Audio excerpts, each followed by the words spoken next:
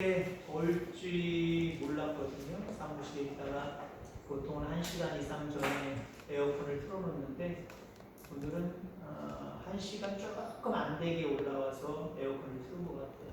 조금 약간 뜨는 거예요? 그죠? 괜찮아요? 시원해요. 괜찮아요.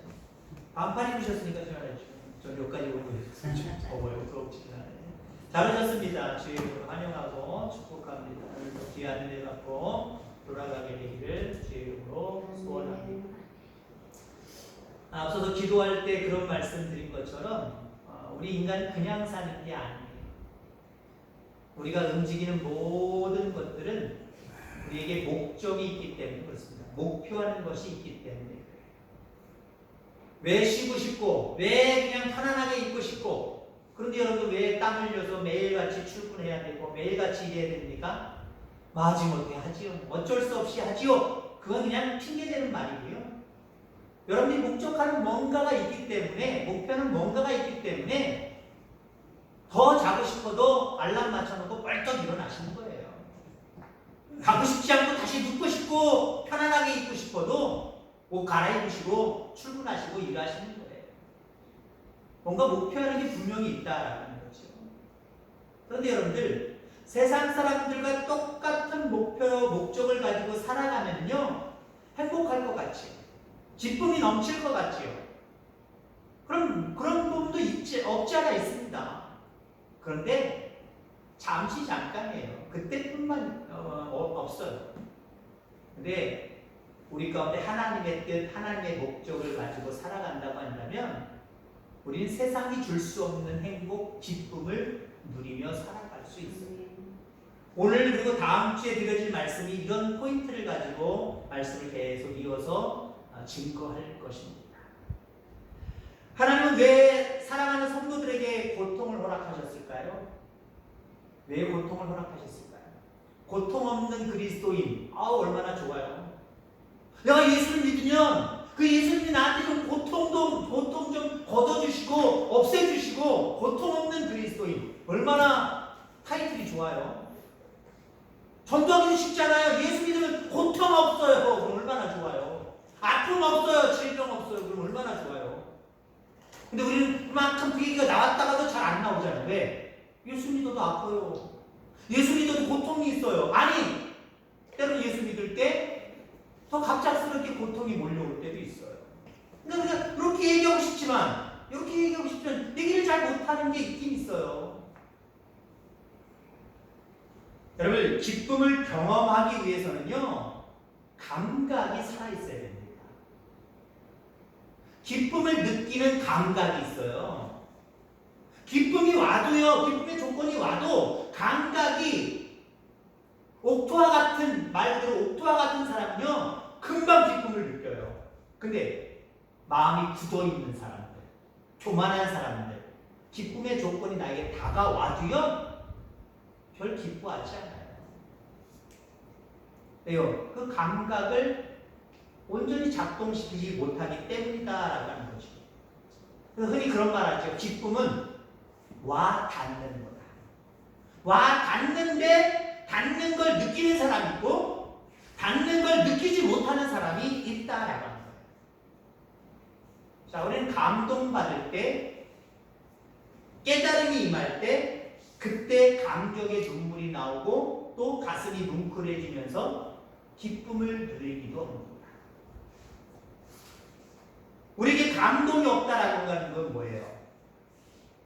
같은 영화를 보고도 난 감동이 없어. 와, 난 대단히 감동받았어. 같은 영화를 보고도 같은 현상을 보고도 어떤 사람은 감동이 있다. 어떤 사람은 감동이 없다. 라고 이야기합니다. 왜 그럴까요? 감동이 없다라고 하는 말은요 감동받을 만한 것이 없어서가 아니에요. 이 사람은 그 같은 영화를 보고 감동받았는데요? 이 사람은 감동 못 받았어요. 감동 왜 못 받았어요? 감동받을 만한 뭐가 없어서. 이 사람은 그거 보고 감동받았다니까요? 감동을 받지 못한다라고 하는 것은 감동받을 조건이 없어서가 아니라 감각이 무뎌졌다는 거예요. 감동받을 장면을 보고도 시큰둥한 거예요. 근데 이 사람은 감동받는 장면에 뭉클해지고 눈물이 나고 막 그러는 거예요. 딱딱한 마음이죠, 한마디로. 감각이 무뎌졌다라고 하는 건 딱딱한 마음이다라고 하는 거예요. 다른 말로 표현하면은 교만해졌다는 거예요. 하나님은 교만한 자에게 절대로 은혜를 베풀어 주시지 않습니다. 교만한 자에게 기쁨을 주시지 않습니다. 겸손한 자에게 기쁨을 주시고 겸손한 자에게 은혜를 베풀어 주신다라고 하는 거죠. 그래서 우리 하나님께서 우리 인간에게 고난을 주시는 이유는요, 딱딱한 마음, 교만한 마음을 기경하기 위해서 그래요. 고르기 위해서 그래요. 부드럽게 고르기 위해서 그렇게 하시는 여러분들 기억하시길 바랍니다. 우리의 마음은 때로는 고난을 통해서 부드러워지는 거예요. 여러분 보세요. 젊었을 때 아유 저 양반이 나는 꼬치기 같았어요. 그런 사람도 어떤 큰 사건을 겪고 어떤 고난을 겪고 갑자기 사람이 변하는 거 있어요 없어요? 있을 수 있다는 거죠. 주변에서 여러분 보잖아요. 딱딱한 마음을 기경하기 위해서 때로는 우리에게 고난이 필요할 수 있다는 거예요. 그래요. 고난의 정도가 사람마다 달라요. 여러분 가령 예를 들자면 저 뚝방길에다 보면은 매해마다 거의 나무를 심더라고요. 4월달 이번 연도는 안 심은 것 같아요. 심었나요? 안 심었어요. 한 1년마다 아니면 2년마다 나무를 좀 한 듬성듬성 한 5m, 10m, 5m, 10m 정도에다 나무를 쫙 뚝방 계속 운동하는 끝까지 심어놓더라고요. 근데 잡초 자라면 그거 제거 안 하면 맹 하면 다 잘려나가요. 또 다른 나무씩 맹 하고 왜 그런지 모르겠어요. 관리 좀 똑바로 하는 거야. 근데 보세요. 그 나무 심는 거 어떻게 심는지 아세요? 그렇게 잡초가 자라고 뭐했어도요 구덩이 하나 툭툭 하고 나무 불고 쭉 덮고 끝이에요. 고난과 고통은요 우리의 마음을 기경하는 때로는 꼬챙이가 될 수 있고 때로는 호미가 될 수 있고 삽이 될 수도 있고 곡괭이가 될 수도 있고 포크레인이 될 수도 있습니다. 근데요 하나님 사람에 따라서 어떤 사람은요 그냥 꼬챙이를 꼭 찌르는 고통만 줄 때도 있어요. 그 정도만 되니까 그 정도로 마음이 딱딱하게 굳지 않았기 때문에 조금만 손대도 되는 사람이에요. 아니면 그릇이 그만큼이기 때문에 작은 열매를 거두기 위해서 흔한 열매를 거두기 위해서 그럴 수도 있고요. 근데 어떤 사람은요 꼬챙이도 아니에요, 호미도 아니에요, 삽도 아니에요, 곡괭이를 갖다 대든지 포크레인을 갖다 파헤치든지 완전 마음을 후비하는 것처럼 파든지 않아요. 왜 그럴까요? 둘 중에 하나예요. 그만큼 마음이 무뎌져 있거나 교만해져 있거나 아니면 더 큰 열매를 아름다운 열매 귀한 열매를 주시려고 그만큼 더 귀하게 땅을 기경하고 파시려고 우리에게 더 큰 고난을 주시기가 둘 중에 하나라니까요. 어찌됐든 간에 고난은요 우리의 마음을 기경하는 거예요. 그때 우리는 어떻습니까? 고난을 통해서 우리의 마음이 부드러워질 수 있다는 거죠. 겸손해질 수 있다는 거죠. 그때 우리는 하나님의 목적을 생각하게 하고 또 그 목적을 발견하게 됩니다. 그리고 그 목적 지향적인 삶을 살게 되는 거예요. 아, 이렇게 살면 안 되겠구나. 뭔가 수정 작업이 우리에게 이루어질 수 있다라는 거죠. 우리 가운데 고통을 제거시켜 주신다면 얼마나 좋을까요? 우리에게 있는 고통을 하나님 쭉 뽑아가지고 다 뽑아주시면 얼마나 좋을까요? 자, 그런데 여러분들 고통을 제거시키면 기쁨도 없다는 거예요. 행복도 누릴 수 없다라고 하는 거예요. 고통을 느끼지 못한다라고 하는 것은 말은 앞서서 이야기한 것과 비슷하지만 감각이 상실되었다라고 하는 거예요. 그리고 나병 환자들, 성경에 주로 많이 나오는 나병 환자들, 이 나병 환자들은 육체의 고통을 느끼지 못한다고 합니다. 막 썩어가는데, 피가 나는데도 아무 감각을 못 느끼는 거예요. 긁으면 그냥 단순히 긁는 게 아니라 긁은 데가 톡톡 파이고 살점이 튀어져 나가는데도 아픔을 못 느낀다는 거예요. 폴 브랜드라고 하는 분이 저서에서 이런 말을 합니다. 기독교입니다. 고통을 주신 하나님께 감사하라. 우리의 몸이 조금이라도 아픈 줄 아는 것이 얼마나 감사한가. 나병 환자들은 고통을 못 느낀다니까요. 우린 여러분들, 우리 가운데 고난이 오면 여러분 어떻습니까? 아야! 아픔 느끼시잖아요. 아유, 왜 그래? 큰일 났네. 고통, 아픔 있잖아요. 그거 감사해요. 그 감각이 남아있다는 거 얼마나 감사해요. 근데 그 감각을 더 회복시켜 주시려고 그 고통을 우리에게 주셔서 우리의 마음에 감각이 회복됨으로 말미암아 작은 것 가지고도 기뻐하고 작은 것 가지고도 감사하는 삶을 살 수 있다는 거예요. 여러분, 우리 시부모님들, 시아버지도 있고 시어머니들이 있는데 며느리나 사이가 뭘 사오면요, 아유, 뭐 이런 거 사서, 아유, 고맙네, 아유, 그렇잖아요. 좀 갖고 싶었는데, 그냥 그렇게 좀, 아유, 좀 톤을 좀 높여주세요. 뭐 이딴 걸 사냐, 집에도 있는데. 야, 그런 거 소용도 없다. 그리고 딱 내밀어주지 마세요. 나도 기분 나쁘지만 상대방도 기분 나빠요. 감사에 대한 감각이 회복돼야 돼요. 여러분, 작은 것에도 감사하는 사람, 이 사람 되기를 주의 이름으로 축원합니다. 우리는 상처받는 것을 매우 두려워합니다. 아픔을 통해서 상처받는 것 좋아하는 사람 한 사람도 없어요.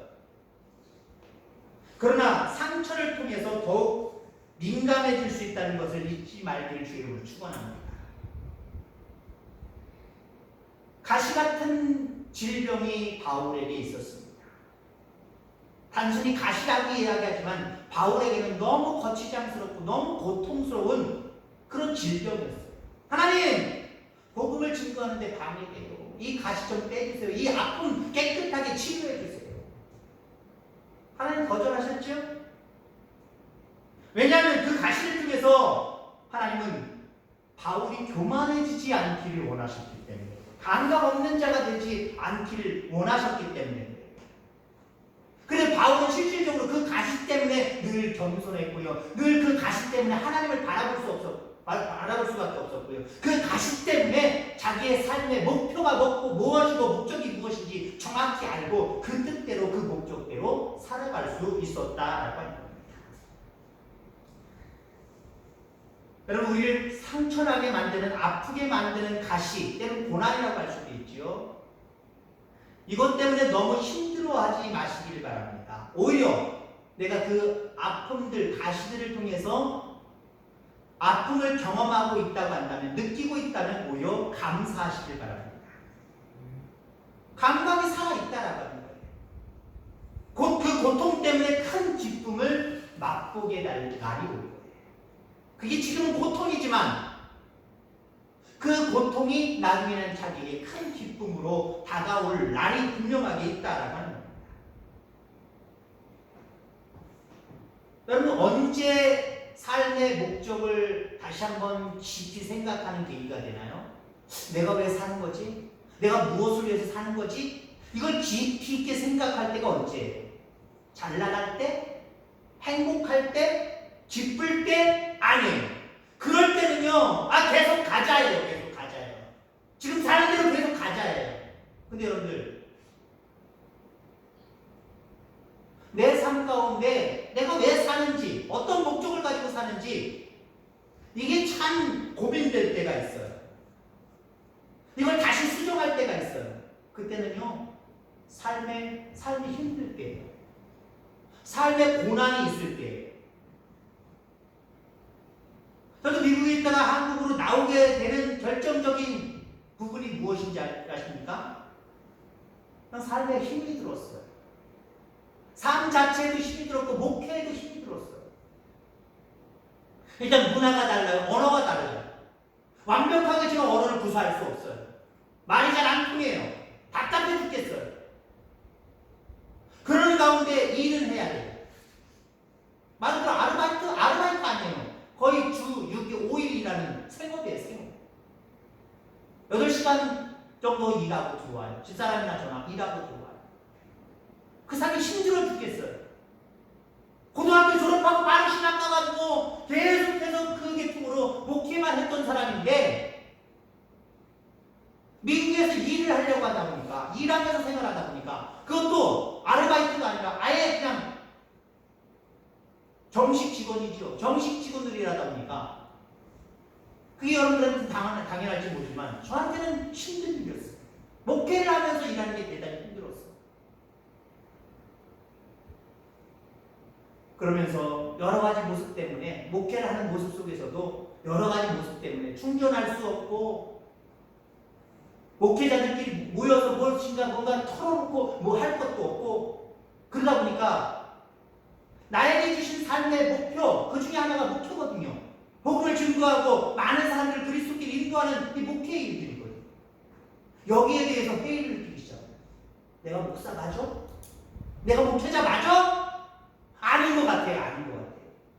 그럼 불편한 점, 살기 어려웠던 점, 고난, 가시 이런 것들을 통해서 제 삶의 목표를 다시 한번 생각하게 되더라고요. 아, 목회 때려치고 일을 할까? 그냥 일반인처럼 살까? 그렇게 수정했다고 한다면 하나님 저를 치셨을 것 같아요. 차후에. 근데요, 저는 아르바이트, 이거 직업 다 필요 없다. 여기서 살아가는 거, 미국에서 살아가는 거, 이것도 필요 없다. 한국으로 가자. 거기서 잘 나갈 때 아니에요, 잘 나갈 때. 물론 목회를 형편없이 한 건 아니에요. 제가 한국으로 나가니까 몇몇 성도들이 막 울면서 저를 찾아왔어요. 저희가 서운하게 대해주셔서 올바르게 대해주지 않아서 그래서 가시려고 하는 겁니까? 사택 사드릴게요, 차량 사드릴게요, 별 얘기를 다 하더라고요. 필요 없습니다. 성도들도 살려야 되지만 제가 먼저 살아야 하나님의 목적대로 제가 먼저 살아야 또 다른 영혼들을 또 살릴 수 있기 때문에 더 많은 영혼들을 살릴 수 있기 때문에 저는 제 삶의 목표를 수정합니다. 그리고 그것을 떠나갔어요. 여러분 그렇습니다. 존재, 나의 삶의 존재 목적을 다시 수정해야 될 때는요. 삶의 고통이 있을 때, 아픔이 있을 때. 아픔이 없고 고통이 없으면요. 내가 좀 잘 살아가는 거일 수도 있어요. 하나님 말하고 너 잘 살고 있어. 내가 기뻐하는 대로 잘 살고 있어. 그거일 수도 있어요. 근데 그게 아닐 때가 많아요. 뭘까요? 그냥 세상에 취해서 사는 거예요. 하나님 기뻐하시는 삶의 목적은 아닌데 내가 그게 좋으니까 그렇게 되어져 가는 모든 과정들이 나한테 잠시 잠깐이지만 기쁘니까 즐거우니까 거기에 빠져 사는 거예요. 여러분 근데 우리가 삶의 목적을 잘 찾아서 올바로 나 혼자 갈 수 있다? 아니에요. 가다 보면 삐딱한 길로 들어서고 있는 여러분의 모습을 발견하셔야 돼요. 언제? 하나님 나에게 고통과 고난, 가시를 주실 때 내가 잘 살아가고 있는 건가? 하나님을 기쁘시게 하는 그 뜻대로 내가 살아가고 있는 건가? 다시 한번 점검해 보셔야 돼요. 그리고 때로는 수정이 필요하지. 남자들 군대 가서 사격을 합니다. 사격을 하면 무조건 10발, 20발 계속 빵빵빵 쏘라고 안 해요. 처음에 3발 줍니다. 3발 주고 간역에다 탕! 탕! 탕! 그 간역을 가죽이에요. 그럼 간역을 가죽으면 예를 들어 간역이 이제 딱 이 가운데라고 생각해 보세요. 어느 쪽이든 여기가 땅땅땅 3방 맞았으면 요 가운데로 오도록 그 가늠자 같은 거 클릭하는 거 있어요. 돌려가지고. 그 돌려가지고 잘 정확하게 이쪽까지 위치를 해야 돼요. 분명히 나는 여기를 보고 쏜 건데 총알 구멍이 지금 뭔가 삐딱한 가늠자가 삐딱한 거거든요. 삐딱해서 자꾸 여기 맞는 거거든요. 그걸 요로 고정해 주는 거예요. 물론 또 고정이 안 되는 사람도 있어요. 워낙 총을 쏘는 실력이 빵빵빵 여기도 아니고 저기도 막 사방팔방으로 흩어진 세 방이지만 사방으로 흩어진 사람 그 사람은 클릭할 것도 없어요. 정신 차려가지고 다시 써야 돼요. 정신을 못 차리거나 사격에 잼땡이거나 그래서 못 쏘는 거예요. 아무튼 어느 정도 뭉쳐있는 부분이 있단 말이에요. 가운데 쏜다고 하는데 자꾸 빗나가요. 나는 하는 말씀대로 살고 하는 뜻대로 산다고 애쓰고 노력하고 힘쓰지만 실질적인 삶의 결과는요. 다른 데가 있을 수가 있어요. 그때 어떻게 해야 돼요? 클릭하셔야 돼요. 가늠자 조정하셔야 돼요. 그래서 다시 하나님이 원하시는 그 뜻 안으로 쏙 들어와야 돼요.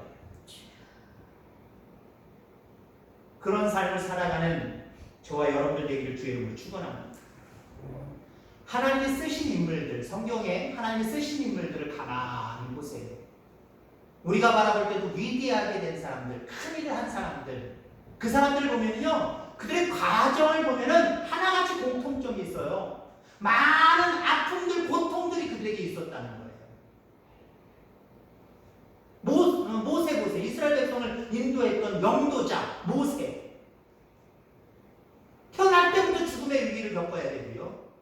비록 40세까지 왕자로 살았지만 그 이후에 40세는요 가시밭 길이었어요. 고난의 길이었어요. 다윗은 어떻습니까? 그냥 아버지 양떼를 지키는 자로 그냥 살면 평범하게 살았을 텐데 갑자기 사무엘 선지자가 와서 너는 다음 이스라엘 왕이다 기름을 부어주었어요.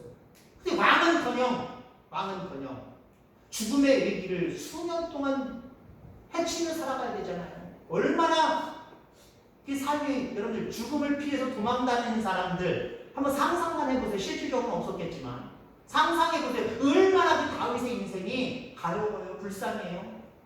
근데 하나님이 크게 쓰시는 이스라엘 왕이 되잖아요. 요셉 보세요.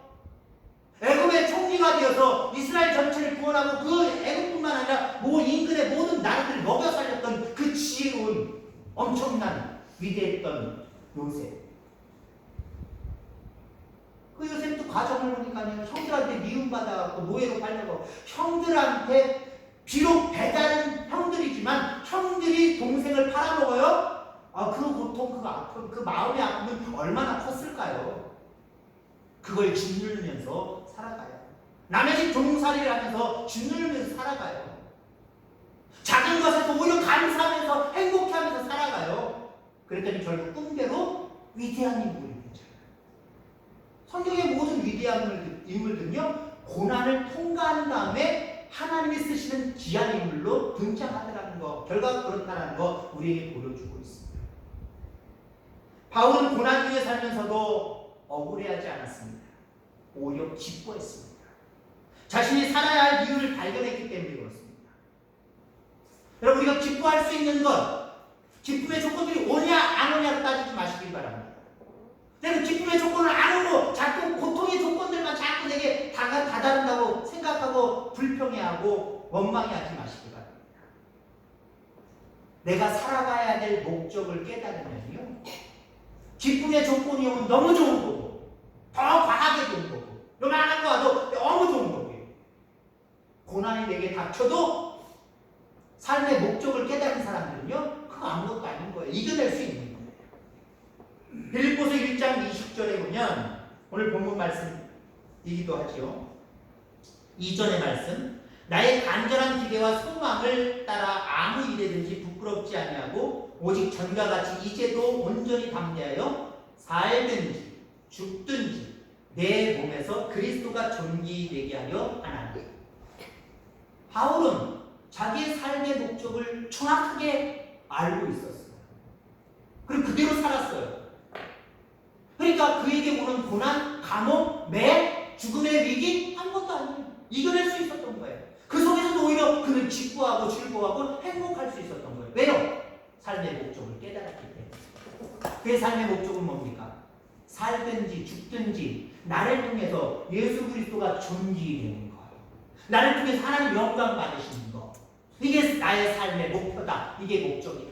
그는 온전하게 깨달았기 때문에 기쁨의 조건이 작아도 너무 기쁘고, 고난의 조건들이 자꾸 자기에게 와도 아무것도 아니고 기도하며 이겨내고. 그럼 이게 우리 그리스도인이어야 됩니다. 그리스도인들은 고난의 조건들이 나에게 올 수 없어, 하나님 막아주시니까 그렇게 해주시옵소서. 그리고 고난의 조건들은 안 오고 기쁨의 조건도 막 파도처럼 밀려오고 그러면 얼마나 좋겠어요. 근데요, 완전 반대의 경우도 있어요. 기쁨의 조건은 찔끔해가지고 이게 뭐야 이게, 내가 그렇게 기도하고 내가 그렇게 하나님을 충성하고 하시라고 봉사하는데 이게 뭐야. 온 기쁨의 조건도 아무것도 아닌 것처럼 하며 하나님 원망하고 불평하고. 고난의 조건들은 많다고, 작은데도 불구하고 많다고, 그것 때문에 불평, 불만. 왜 그렇습니까? 간단합니다. 내 삶의 목표, 목적을 깨달으면 이래도 괜찮고 저래도 괜찮고 그런 삶을 살아가는 저와 여러분들 다 되기를 주의 이름으로 축원합니다. 하나님이 만드신 모든 피조물, 특히 하나님이 심히 아름답다고 이야기한 우리 인간은요, 그 삶의 목적이 분명하게 있어요.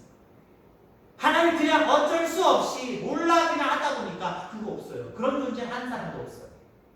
모든 한 사람 한 사람마다 하나님이 목적을 두고 창조하셨고 목적을 두고 이 땅에 존재케 하셨다라고 하는 겁니다.